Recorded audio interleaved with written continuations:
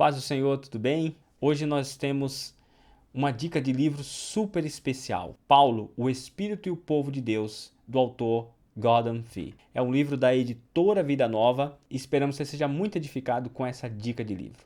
Um livro simplesmente fantástico. Acompanhe conosco. Vamos lá?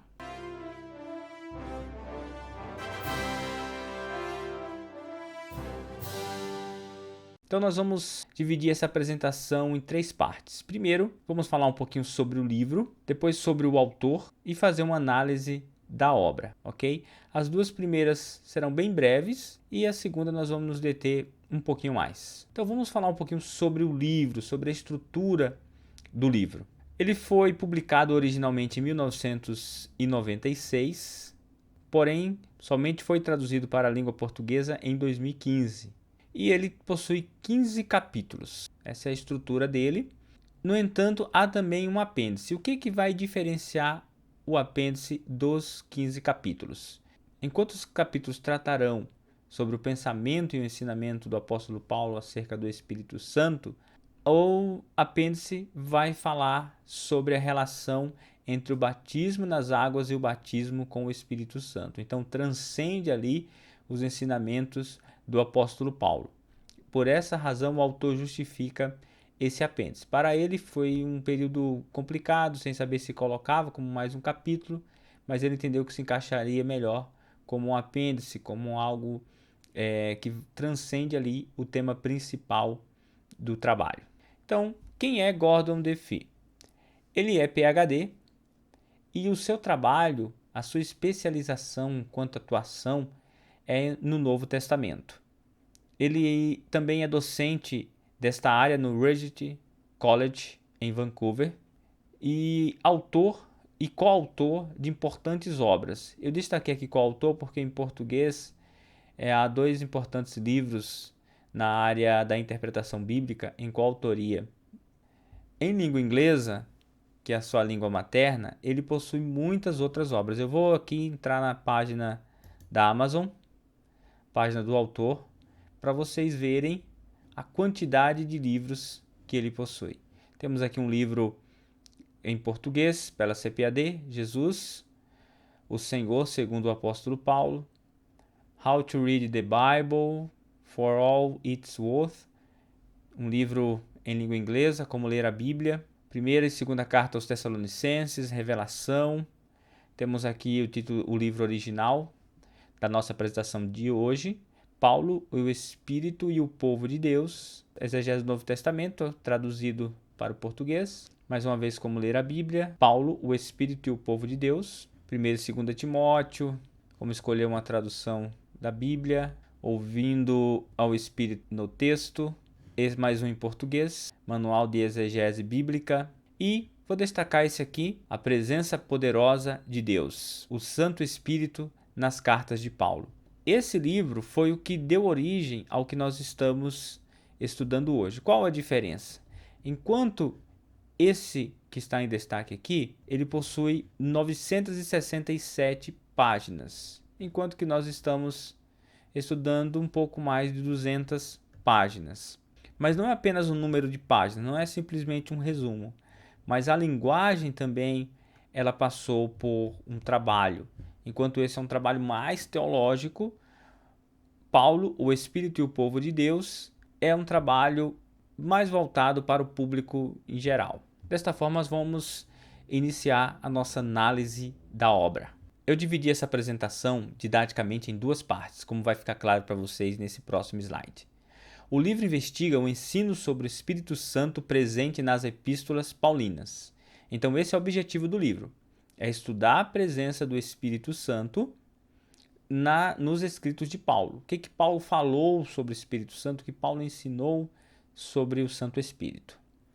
A obra apresenta uma perspectiva pentecostal da ação do Espírito Santo, enfocando 2 aspectos: a ação do Espírito na comunidade cristã e a ação do Espírito na experiência individual de cada crente. Como eu disse, então aqui estão as 2 grandes divisões do livro: a ação do Espírito no indivíduo e a ação do Espírito na comunidade cristã. Talvez não seja uma divisão muito clara em um primeiro momento de leitura, mas após analisar toda a obra, para mim, me pareceu muito clara essa divisão.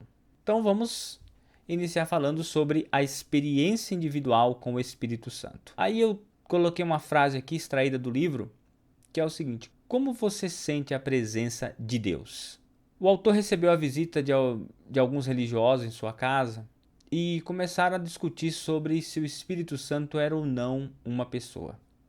E após muita discussão, perceberam que não iam chegar a nenhuma conclusão. Ao finalizar, Gordon DeFee fez a seguinte pergunta: como você sente a presença de Deus?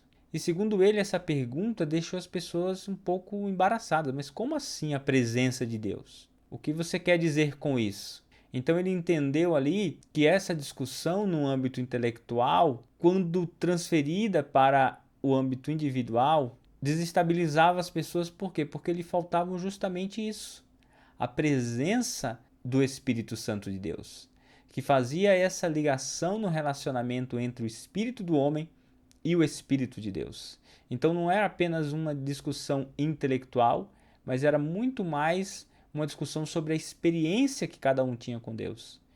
E claro, sabemos pelo Novo Testamento que o Espírito Santo de Deus traduz ao Senhor o que de fato nós estamos sentindo, porque nós não sabemos orar como convém. Existe uma experiência individual com o Espírito Santo, que é bíblica e que faz toda a diferença para o cristão. Ao explicar essa ação individual do Espírito Santo, ele nos diz o seguinte: no entanto, esse amor não é meramente um acontecimento histórico objetivo. Então, primeiro, há uma ação histórica objetiva. Qual é essa? Jesus veio ao mundo e morreu. Um fato histórico objetivo. Pela presença do Espírito, o amor de Deus exercido plenamente em Cristo é uma realidade experimentada no coração do crente. É isso que o Espírito derramou em nosso coração, de modo tão profuso. Observe, ele trata de duas questões importantes aqui. Primeiro, o fato histórico objetivo: Cristo veio a esse mundo e morreu por nós. Segundo, uma realidade experimentada: nós sentimos o que Cristo fez na cruz por nós através do Espírito Santo. É-nos possível reviver isso, é-nos possibilitado sentirmos a liberdade dos nossos pecados através do que Cristo fez.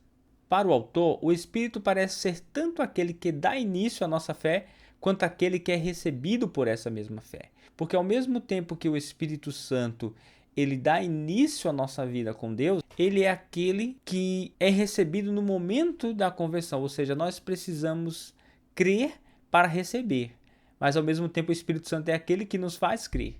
Então perceba a complexidade da ação do Espírito Santo, que somente Deus para entendê-la plenamente. Então, após essa análise da ação do Espírito Santo no indivíduo, vamos ver a ação do Espírito Santo na comunidade cristã. E aí tem mais uma pergunta levantada pelo autor: é possível ser salvo sem congregar? E o exemplo que ele dá é o seguinte: imagine alguém que, assistindo a um culto pela TV, entregou a sua vida a Jesus e decidiu que só iria seguir Jesus ali acompanhando o programa de TV. Essa pessoa será salva? Gostei muito da resposta do Gordon DeFee, porque ele não foi taxativo no que se refere à salvação, mas demonstrou o lado bíblico muito claramente. Se me perguntassem, será que ela está salva? Eu responderia: só Deus sabe. Tal salvação, porém, está totalmente fora da estrutura de conceitos do Novo Testamento. Então o que ele diz? Só Deus sabe se ela vai ser salva ou não. No entanto, eu preciso ensinar o que eu entendo claramente pelas Escrituras, que o modelo de Deus é a comunhão. O modelo de Deus é o congregar. E ele demonstra como essa pergunta faz parte do momento em que nós vivemos, onde o indivíduo é extremamente valorizado além do coletivo. Ele diz o seguinte: o indivíduo é fator decisivo de todas as coisas. Submeter os direitos individuais ao bem comum tornou-se a nova heresia. Então, você falar que alguém tem que entregar sua vida em prol de outros, viver em prol de uma comunidade, do bem-estar das pessoas, é uma grande heresia, porque cada um tem que buscar a sua felicidade, a sua própria felicidade individualmente. O indivíduo é Deus, o egoísmo narcisista é a grande finalidade da vida. Isso se tornou o objetivo da vida da grande maioria das pessoas: satisfazer a sua própria vontade independente do coletivo. Então torna-se muito difícil falar em comunidade, em vida em comunidade, com essa cosmovisão imperando. E aí o autor fala algo fantástico. É muito mais fácil ser cristão no isolamento do que expressar fé no contexto de todas as outras pessoas imperfeitas que compõem a Igreja de Deus. Então há muitas pessoas que têm dificuldade em se congregar porque convivem com pessoas de diferentes opiniões, pessoas com diferentes personalidades. No entanto, essa é a vontade de Deus, que pessoas de diferentes histórias, diferentes contextos, convivam em prol de um mesmo objetivo e do mesmo propósito. E agora, essa frase resume a essência do livro, bem como o seu título. Observe aqui comigo. Ao salvar-nos por meio de Cristo e do Espírito, Deus criou um povo escatológico, que vive a vida do futuro no presente, uma vida que reflete o caráter de Deus, o qual se fez presente primeiro em Cristo e depois por seu Espírito. Então, veja comigo o título do livro: Paulo, o Espírito e o povo de Deus. Olha só, o Espírito e o povo de Deus. Essa é a essência do ensinamento. Ele argumenta que Paulo demonstra que a partir da conversão de indivíduos, Deus criou um povo escatológico. O que é esse povo escatológico?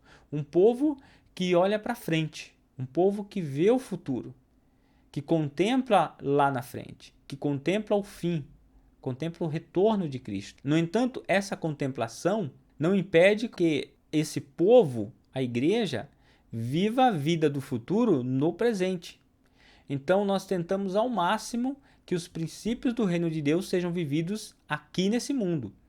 Não é algo tão simples porque há um conflito entre futuro e presente, entre o espiritual e o carnal. No entanto, esse é o desafio desse povo escatológico. Esse povo vive no presente, mas não vive para o presente. Ele vive com a perspectiva de futuro. Uma vida que reflete o caráter de Deus, o qual se faz presente primeiro em Cristo e depois em seu Espírito. Por que primeiro em Cristo? Porque primeiro Cristo teve que vir. Após retornar ao Pai, ele envia o seu Espírito. Então o Espírito dá continuidade, ele cria, ou melhor dizendo, esse povo escatológico e capacita esse povo escatológico a viver nessa perspectiva de Deus. É provavelmente impossível compreender Paulo como teólogo se não levarmos a sério essa dimensão de sua espiritualidade. Na prática, uma vida sem oração é ateísmo. Algo muito importante também.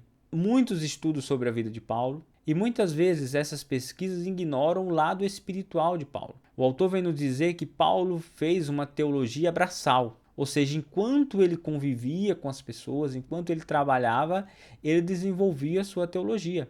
Não era uma teologia reflexiva, fechava em um lugar para escrever as suas cartas. É certo, claro, enquanto estava preso, ele tinha condições de fazer uma teologia muito mais reflexiva.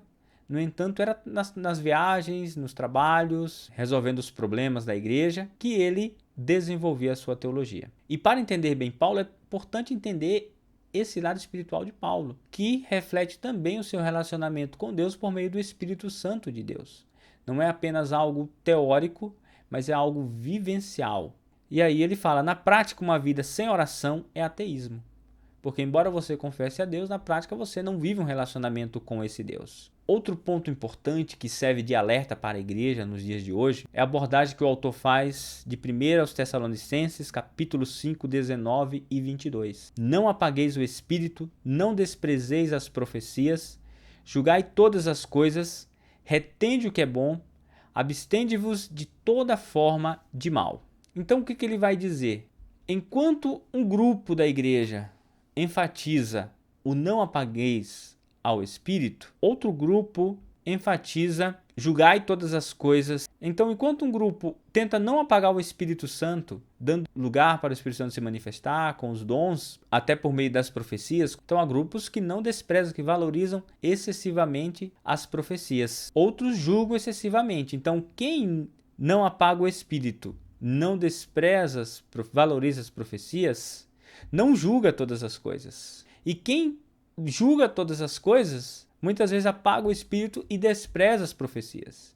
Então o autor chama-nos a um equilíbrio, para nós aceitarmos as profecias, aceitarmos os dons como ainda presentes nos dias de hoje, os dons espirituais, curas, manifestações de milagres são totalmente possíveis, mas não de qualquer forma. É preciso ter um cuidado e um critério. E não com um excessivo critério e cuidado desprezar as profecias e desprezar os dons. Então, um livro essencial para qualquer cristão, uma teologia pentecostal bem trabalhada, bem formulada e que qualquer cristão também tradicional vai ter o maior prazer de ler e ver os dons, os frutos do Espírito por um outro ângulo. A tendência em um setor da igreja atual é desobedecer a esse mandamento apagando o Espírito por meio da rejeição das profecias. Mas a tendência no lado pentecostal carismático tem sido de desconsiderar o restante dos mandamentos, que são exatamente o X da questão. Então veja, o equilíbrio que fala aqui: não apagueis o Espírito, não desprezeis as profecias, mas julgai todas as coisas, retendo o que é bom. Abstende-vos de toda forma de mal. Algo pensado para a edificação da igreja. É um pensamento complexo, mas muito bem trabalhado no livro. Quem lê vão perceber que o pensamento do autor é muito coerente. E chegando ao final, destaco uma frase do autor que sintetiza onde o povo de Deus se encontra no tempo atual. Ele diz: ainda estamos no presente. Aqui ele trata de uma continuidade do trabalho dos apóstolos. Quando Deus criou a sua igreja, criou na expectativa do retorno de Cristo. E todo o período da vinda do Espírito Santo até o retorno de Cristo é o presente da igreja. Claro, os apóstolos tiveram um trabalho ímpar, mas a ação de Deus na vida da igreja não se encerrou com os apóstolos, mas ela continua atuante. Por quê? Porque a igreja ainda está no presente. Historicamente falando, nós estamos no presente. No entanto, não existe passado para a igreja, né? Historicamente, sim, existe a origem da igreja, a história da igreja. Mas na perspectiva espiritual, o Espírito Santo ainda está fazendo a obra que ele foi encaminhado para fazer. Entendem?